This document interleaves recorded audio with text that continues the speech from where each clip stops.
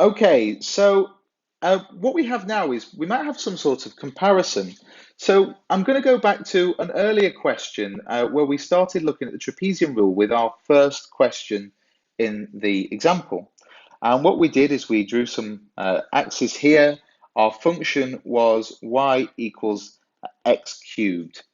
And we said what we wanted to do was find our area, it's not a very good line, our area between 1 and 5 using integral, using these widths of 1. So we divided it into our 5 sections, and then we threw our trapezium rule at it, and we got something along the lines of where a equals a half, 1, 1 plus 1, 2, 5 plus 2, 8 plus 27 plus 64, and that would equal 162.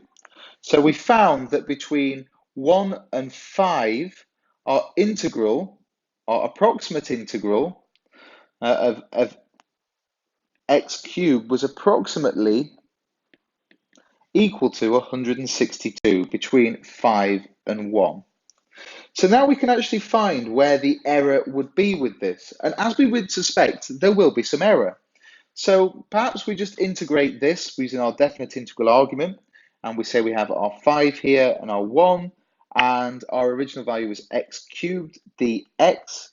We integrate that, and we have a x cubed would be add 1 to the power and divide by the new power, which would mean it would be a quarter x to the power of 4, close brackets, 5 and 1.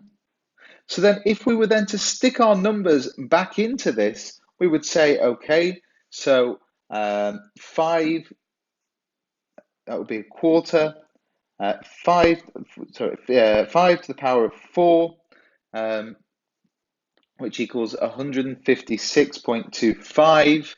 And we would do the same with a quarter, 1 to the power of there, which is a quarter.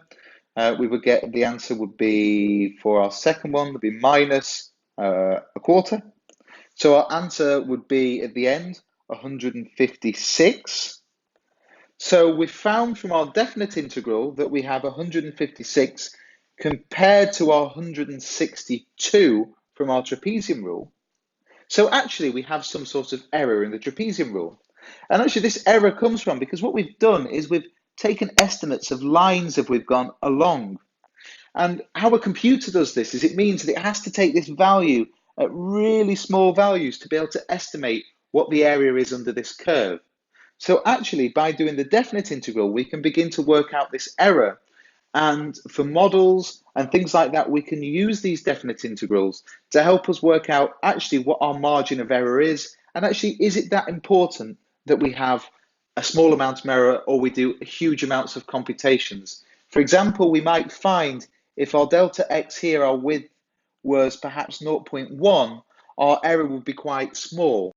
And that would be quite important if we're going to do a huge calculation which might do millions of these integrals, because this could really save our computational time.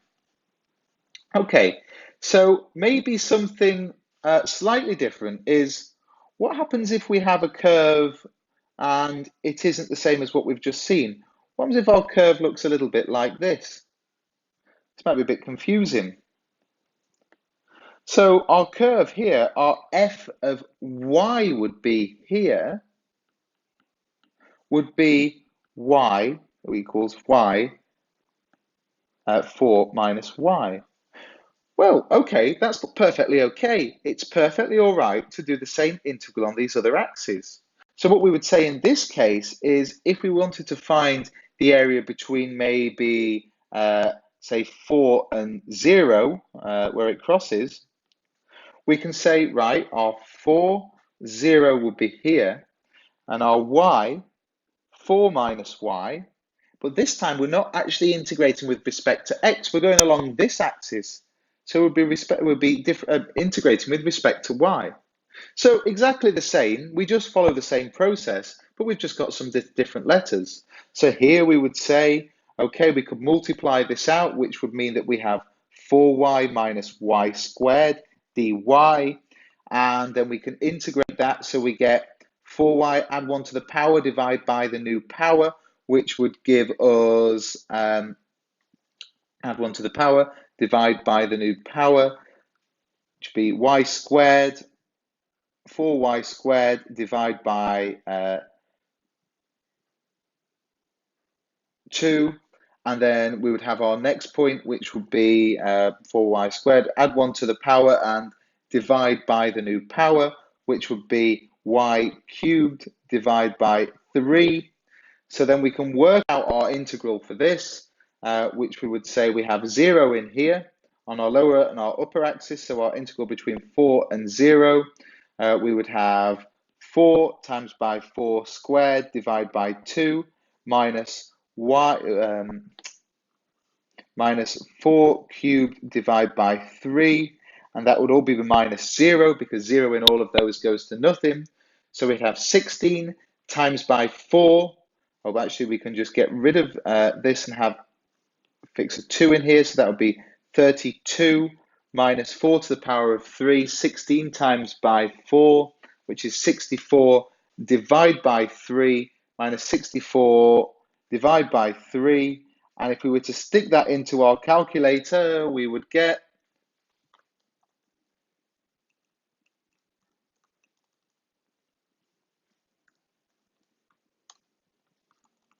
the answer would be 10.66 recurring.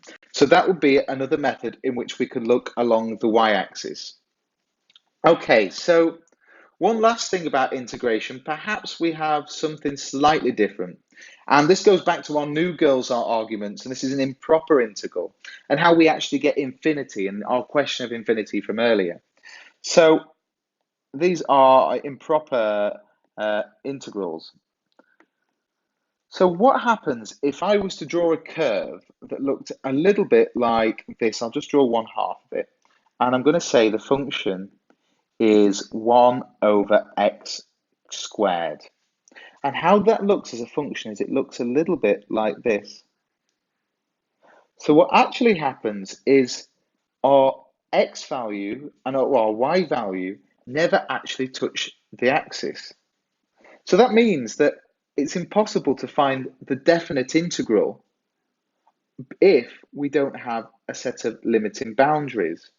So for example, if we were to look between 1 and 0, and we wanted to find the integral of this value of 1 over x squared, and we wanted to find between 0 and 1, this just wouldn't be possible. Because basically what we would get is, if we did our integration, we would then say that this would be the same as 1 over x to the 1 over 0, which would then equal 1 minus 1 divided by 0. That is something we just can't do mathematically, and our answer would then be our limit towards infinity. Okay, so that's been integration. It might have been a bit simple. You might have seen it before. It might be the first time you've seen it. Don't worry, go through the examples. And next week, we're going to bring in some more complicated